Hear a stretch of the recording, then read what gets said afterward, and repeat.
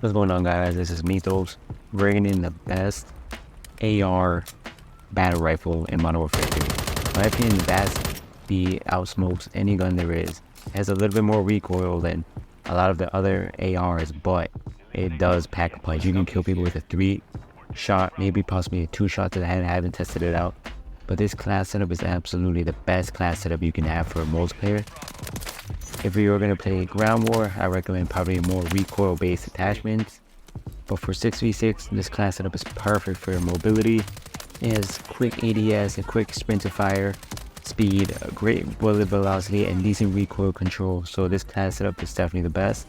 I'm going to show the attachments I use for this gameplay near the end of the video. So stick around to watch that. And as you guys can see, I finally unlocked the Interstellar Mastery Camo. And it was a grind. It was a fun grind. I did enjoy it a lot more than in Modern Warfare 2. I think movement in this game really makes the game so much better than Modern Warfare 2. I think it made it more feasible, more enjoyable instead of just camping, playing slow. I remember in Modern Warfare 2, it was just a lot of passive gameplay. It was less running and gunning because pretty much you got penalized for running and gunning because people were just camping and then shooting you. So far, I have been enjoying the increase in the TTK. It has been good for getting out of situations. I've gotten into a lot of situations where people were camping or in corners and they shot me, and I was able to quickly turn on them, jump, break their ankles and then gun them down. Some of my friends don't like it, which I don't blame them. They believe that some of their guns are inconsistent, which I do agree. Sometimes you feel like you've shot them 4 or 5 times with that AR and they're not dead.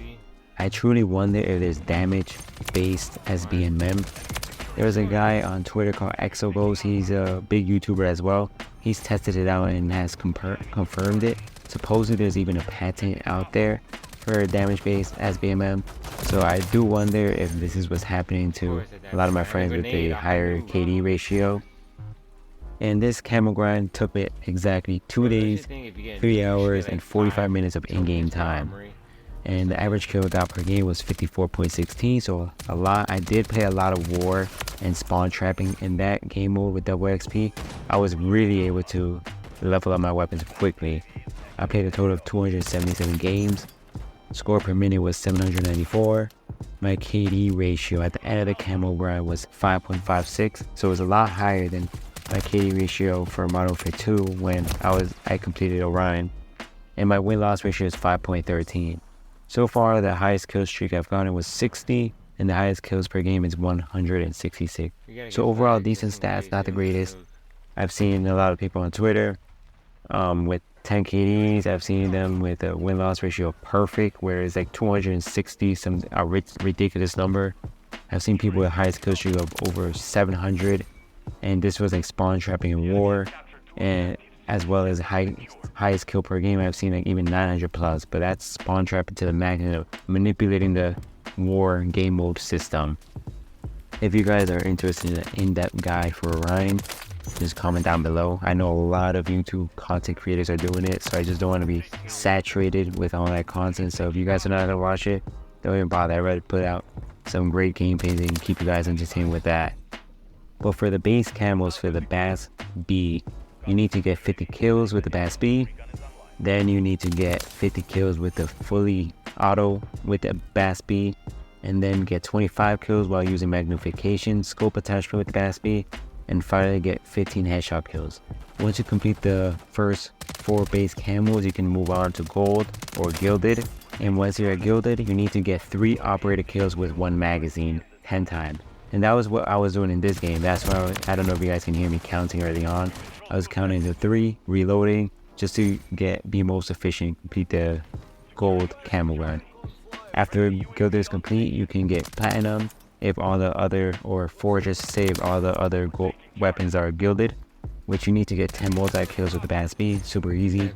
After that, once you get forge for all the weapon camos, for all the game weapons, you need to get 25 suppressed clean kills, and once you unlock priceless for all the weapons, and that's when you'll finally unlock Interstellar. That has to be gold. The way I started the camo grind, first I did the most tedious stuff first, which was the grenade launcher, which is the RGL 80, I believe.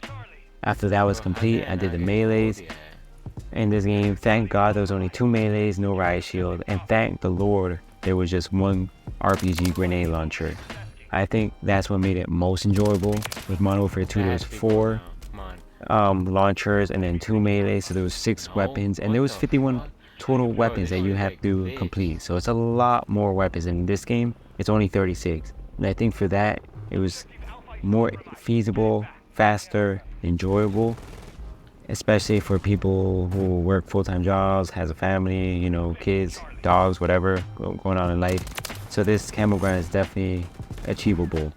And they weren't asking for long shots, which thank the Lord as well. I hate long shots with a passion. It forces people to play slow, play so far back, especially in ground war. Modern Warfare 2 was pretty bad. Every weapon needed long shots. But if you guys remember, Vanguard was the worst, where you needed 100 long shots, and then sometimes to unlock Atomic, you need to get 100 long shots with specific attachments, and sometimes they can be the most dog shit attachments with the craziest recoil. The camo I'm using in this gameplay is Eddie Supreme camo. It was one of the Mastery event camos. I do like this camo. I think it's underrated.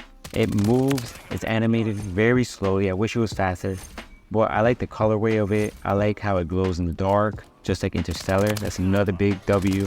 Compared to Orion, Orion did not glow in the dark. This one has way better colors. I love the pink, purple kind of vibes to it. It just makes it a more attractive camo to look at. And after this grind, I'm gonna go for Borealis. So I'm gonna be grinding out Borealis. It should be easier, I should say, just because all the weapons are max level, so you can complete multiple camo challenges at once.